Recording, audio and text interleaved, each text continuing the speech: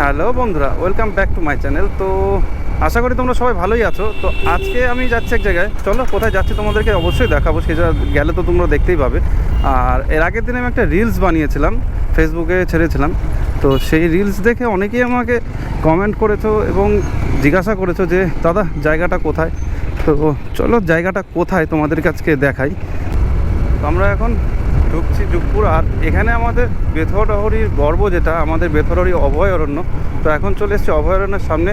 তোমরা এদিকে দেখতে পাচ্ছ ওই পাশে অভয়ারণ্যের গেট। তো এখান থেকে আমরা সোজা সামনের দিকে এগিয়ে যাব। প্রথম যখন ফ্লাইওভারটা তৈরি হয় তো তখন এইখানটায় আসতে আমার খুবই ভালো লাগতো এবং এইখানকার ভিউটা অসাধারণ লাগতো। তো তখন থেকে এখনও পর্যন্ত এটা আমার মানে ফেভারিট একটা আমাদের এখানকার মানে জায়গা। এই ফ্লাইওভারটা আমার খুব পছন্দের, জানি না কেন। তোমাদের কেমন লাগে সেটা অবশ্যই হয়তো কমেন্ট করে জানাও। তো দেখেছো এখানে সবসময় হাই রোডে তোমরা গাড়ি সাবধানে চালাবে আর হেলমেট অবশ্যই করবে। হেলমেট ছাড়া কখনোই কেউ গাড়ি চালাবে না।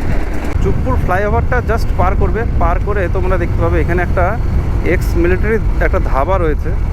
তো ধাবাটা চলো যাই।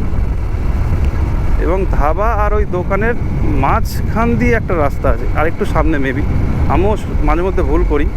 তো এই তো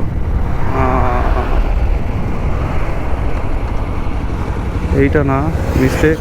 যা এই লরিটা দাঁড়িয়েছিল যার জন্য চিনতে অসুবিধা হচ্ছিল। তো এইখান দিয়ে তোমরা নেমে যাবে। আর একটা জিনিস তোমাদেরকে, চলো সামনে ভিউটা তোমরা খালি জাস্ট দেখবে।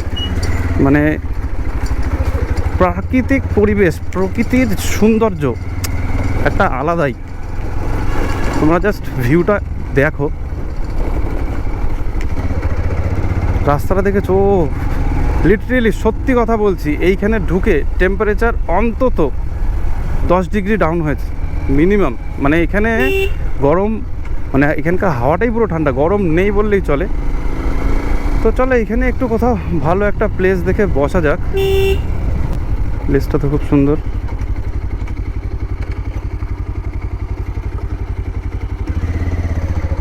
দেখেছো জায়গাটা? আমার কিন্তু খুব ভালো লাগছে জায়গাটা।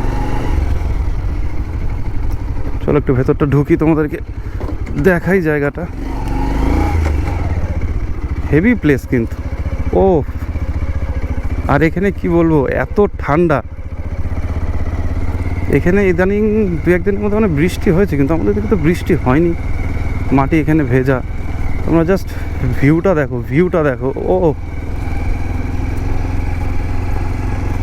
মানে এরকম পরিবেশে আসলে মানে মন, আবহাওয়া সব একদম ঠান্ডা হয়ে যায়। তো ওখানে দূরে দেখা যাচ্ছে কেউ মনে হচ্ছে একটু ভিডিও বানাচ্ছে।